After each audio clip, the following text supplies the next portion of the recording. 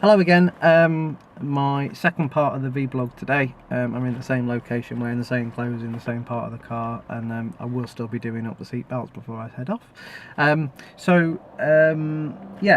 Talking about last week and the sort of training that I had. Unfortunately, due to the fact of some slight changes inside my diary, it meant I couldn't visit the low carbon vehicle day at Millbrook this year, which I was pretty gutted about. I probably could have gone, but I was pretty tired and made the decision that a 2-hour journey there and a 2-hour journey back wasn't the best option. However, I did go last year, so I'd like to give some people some feedback on the actual day. The reason why I tend to go is I'm finding out a little bit more about the newer vehicles, particularly low carbon, that are coming through, that very often we do training with and in. And particularly one of the key ones is electric hybrid vehicles, and also the likes of low carbon in terms of small petrol engines, very low carbon emitting diesel engines, hybrids of those as well, and also things like fuel cell, hydrogen, all that type of thing as well. Absolutely fabulous day when I went last year. Millbrook Circuit is just absolutely amazing. I go there for other things as well, like Company Car in Action. That's really good as well. Again, you probably see a few things on my blog about and on LinkedIn and things like that, and Twitter about that day too. So I mean, Millbrook itself, really good course on the Alpine route. It's very realistic in terms of a back road, very steep hills, so you can really test out some of these vehicles in realistic, very steep conditions. The car I'm really gutted about not seeing is the Tesla Model S. Now, anybody that follows me on Twitter or LinkedIn or anything like that will know that the Tesla Model S is a dream, really. It's quite an expensive car. It's £80,000, or sort of 100. What is it? I think it's about $50,000. I think it might be more than that in the States. But it was released in the States a few months ago. If I give you an idea of, if I go out down the road today to the Nissan dealer, or go to the Vauxhall dealer, or if I go to a number of the sort of normal sort of car manufacturers that have electric vehicles, like Renault's down the road as well. So if I get the Zoe, or I get the new Ford Focus that's electric, fully electric, or if I get the Leaf, the Nissan Leaf, those three cars are going to do around about 100-mile range on a full charge. Now, what's great about that full charge is it's really cheap, a couple of quid, £3 probably max, and they're quite quick at some of the quick charging stations. There's lots of charging stations. I think they do 80% charge in 20 minutes, which is usually how long it would take you to have a brew at the services. And we've got actually two, I believe, fairly close on the motorway. We've certainly got one in Kiel, and there's another one fairly close by as well. So there's one at Nissan as well, actually. So loads of places that we could theoretically charge up around here. The Tesla, and they're all cracking cars, by the way. The Zoe I've driven, the Leaf I've driven, Ampere is another one, but we're not going down that line for now. But yeah, really cracking cars. The Tesla does 300-mile range on the top of the range model. You can get one with I think it's 260 and 160, I think, as well. But that sort of range is just, it takes it to a new league. Not only does it have a 300-mile range, it also does something like 0 to 60 in 4.5 seconds. Now that is quick, really quick. There's a video from Auto Car Online at the moment, which I've posted on Twitter and I think my Facebook page, showing the a Aston Martin Rapide. That is a quick car, doing 30 mile an hour on track, and there's a Tesla Model S next to it, also, or slightly behind it, doing 30 mile an hour. The guy that's driving the Tesla waits until the Aston Martin floors the accelerator in second gear before he floors it. And within a few seconds, he's in front of him in the Tesla, and then continues in front of him and accelerates away from him. So this is a super quick electric car. It's been designed as an electric car from the ground up. The guy that owns this, Tesla, and the philosophies he's got is just unbelievable, really aspirational, really great, and that is the way that we're going, I believe. Anyone that's driven an electric car will know that it really plies and is aiming towards all the stuff that most advanced drivers, or some advanced drivers, are aiming for. The one key one is smoothness, and also it's got instant acceleration. The torque is from zero. From zero you get all the torque. There's not any stalling involved because it has no gearbox, so it's smooth all the way throughout the rev range, and you can accelerate. The other one is deceleration. It's got so much regenerative braking that it said that we can drive the Tesla Model S without having to use the brake necessarily. Now, incidentally, when you come off the accelerator, obviously for insurance purposes and for road safety purposes, you do get a brake light signal behind because it is so good at regen. So in actual fact, it makes life much easier just being able to drive just on the accelerator, and so much cheaper. The Aston Martin costs £120 to fill up, and you're getting similar type of range around about the 300 mile mark, just under 260 odd, and in the Tesla it costs me like £4 or £5 to fill up in terms of electric. However, we're having the same range, and it's more quicker, quicker car. So incredible. And that was at low carbon vehicle day this year. We couldn't drive it, I believe, but I would have loved to have seen that car. I'm sure in the next few months, and maybe in the next 12 months certainly, I would expect to hopefully have a driving one at one of the events that I go to. I love the Tesla Model S. Excellent car. So anyway, yeah, missed the LCV conference. They had the new Ford Focus electric. I would have liked to have driven that. I've seen different reviews on different sites, so one of them saying, oh, it's pretty good, other one saying it's not so good, so it'd be interesting for me to drive that at some point, so we'll see. Moving on from that, I did a training session in Penkridge, and I have the details here because I'm terrible with names. I'm terrible, my memory is really bad, something I could improve upon. Yeah, we had John Sheridan from the DSA, Stuart Walker discussing CPD and marketing for driving instructors, and we also had Steve Haley and Peter Stevens and Steve Tams from Riskwatch. So there was lots of people sort of giving presentations and discussions at the meeting. All very good. In fact, John Sheridan was talking very much about the things I was talking about on the last VBlog, talking about the new standards check, talking about the changes within the DSA and the sort of the logistics of that. So that was really good just to sort of hear that from DSA, which is good. Moving on from that, we had an interesting talk from Stuart Walker discussing CPD, and he's looking at CPD from a slightly different level in terms of self-reflection on what you might improve, and he asked some really useful, important questions about your business and how you could improve that from a driving instructor's perspective, I suppose across any business really. So those were quite interesting questions, something I've been thinking about definitely. He talked about some very interesting marketing techniques. I'm not going to spoil it by telling you what they were, but they were pretty good. He also talks about them being cost effective and also for them to actually work. So it's all really good good advice and information. So very good. Now we then had a talk from Steve Haley. Now there's some people going to be watching this are going to be laughing at this point because they know how he has inspired me with his book, which I'm going to get now. Just from the side here, and you'll guess from the look of how the book is looking, which you can probably see is not in the best of condition, is that I quite like this book, and I've used it very often, and it has changed my view, and I even signed it for me, even though it's falling to bits. He did sign it, which I'm really pleased with. That was one of the main things I wanted out of the day, but also to hear it from the horse's mouth effectively. Now he gave a very interesting discussion about how the book worked and how we can deliver it as driver trainers.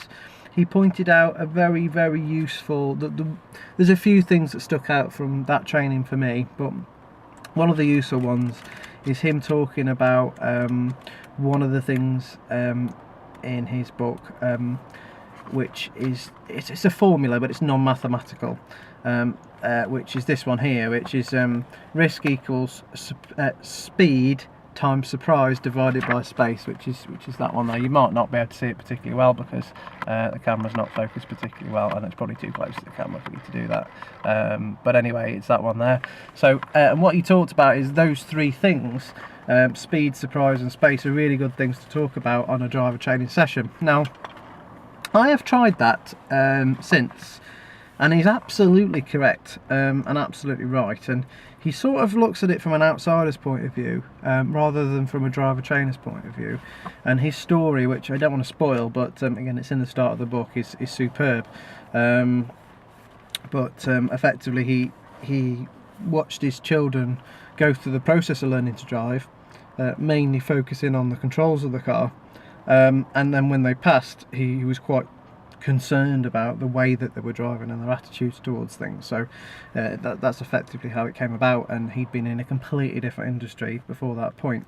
And then going through this sort of triangle of speed, surprise and space, he talked about using that in driver training sessions in terms of, first of all, surprise. Now, surprise is a really useful word, and we're probably used to talking about things like anticipation, planning ahead, looking way further down the road to give us time to deal with something. But surprise is a really good way of summing all that stuff up, and certainly something that's helped me on sessions, just in terms of that word, just sums all that up really, really good.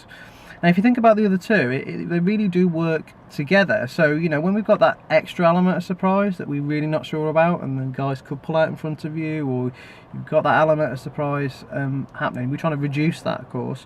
You can then match your speed and space to match it in terms of how much risk's involved with it, and it does make really good sense. So I was really happy with that section that he talked about. He did go on to say that he'd submitted a document to the Driving Standards Agency, and I was most disappointed, and you could clearly see he was passionately disappointed that he had very little response from that. So that's an ongoing thing. I don't want to go too much into the politics of that, but it's quite upsetting really that this information is not being used enough. Now, moving on from that slightly, and I'm just trying to find what I'm looking for here. There was another few things that were that he pointed out during the training session, which I'd like to discuss with you because they were excellent and very, very thought-provoking. And one of the things he talked about is dangerous beliefs. And I'm just trying to find them now because I made a note of them in my scrawly writing, and they're quite important. So I'm late, I need to make up time. And sometimes he's talking about the way we prioritise these beliefs and attitudes towards things. Is sometimes that target of I'm late, I need to make up time becomes more important than arriving there in one piece safely, whether it's you and others that are being put at risk. So very interesting. Driving is easy, I can think about other things. That's a really dangerous belief, is that we can focus on other things whilst we're doing the drive, the telephone call, conversation, setting up the sat nav, looking at our diary, etc. And it's absolutely right. If we look at the causes of a lot of incidents on the road, flicking onto that autopilot because we look, or not concentrating on the road, concentrating on other things, we believe, because of the fact that cars are so comfortable, that we can do the driving task without much thought. And that also comes from something he really pointed out about, well, internal and external. He says that when we watch someone driving, if we were a 17-year-old, we can actually see things happening in a physical sense, but we can't see or hear the thinking process. And he says that he believes that that's probably the most important part, or one of the most important parts of the driving task, that there's not enough focus on the thought process. Another dangerous or risky belief: stupid drivers should be taught a lesson. Does that excuse a risky behaviour? Does it create more risk? It puts blame on others rather than yourself. One of the really, really useful thing, it's inside his book as well. He says about in every hazard Let me get this right. A part of every hazard is you as the driver. You. Remember, you've got control of that situation. You can manage it in some way. So a common one's there is a rear end shunt. It's the other person's fault. Well, wait a second, we've got hit. So did we stop quickly?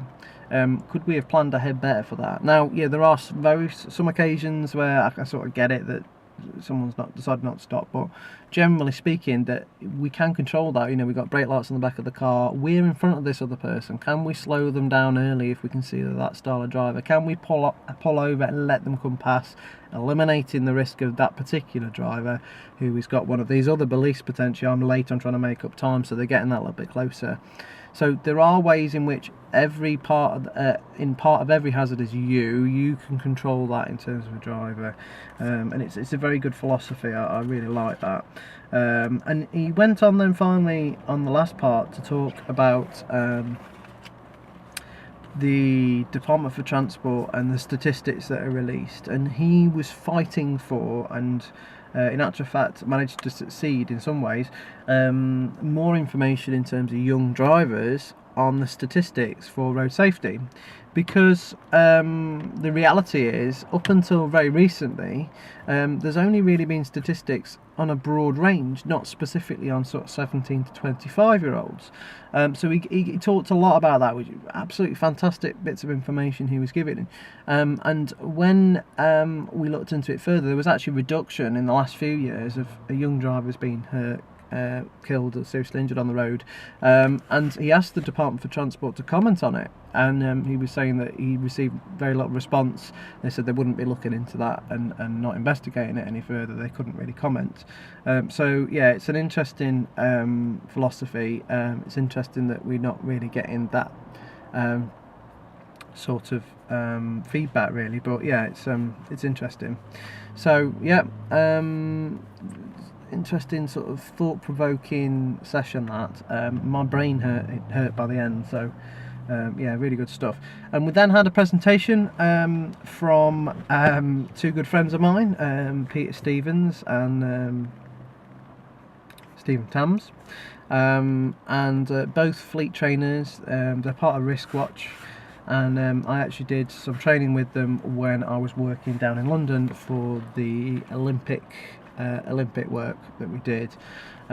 So yeah, lots to think about there. They were talking about how we deal with heavy goods vehicles on the road, what we're looking out for. They're talking about the why it takes them longer to stop, talking about compounds of tyres, talking about weight, and talking about blind spots, you know, why a driver might straddle a lane as they come up towards it. All really good stuff. And coming from me, who hasn't driven a heavy goods vehicle before, which I'd love to do, by the way, and I'd love to save up, and I will be saving up to do my license, but it's a long-term goal. Yeah, it's an insight into a slightly different perspective on the drive. So we also watched a video of vehicles crashing on the M6, which was some time ago now. And just what happened when drivers were all driving very, very close to each other, and it started raining. Very few drivers with lights on, but the main thing there was an incident happened with a vehicle in lane 3 who wasn't concentrating. You know, that comes back to distraction, and it caused an issue, and it backed up all the way up the motorway. And there were still incidents happening way back because people were travelling too close and not looking far enough ahead. So it's all preventable stuff. I learnt so much last week, and that's why I'm commenting on that. There are other things I wanted to talk about as well.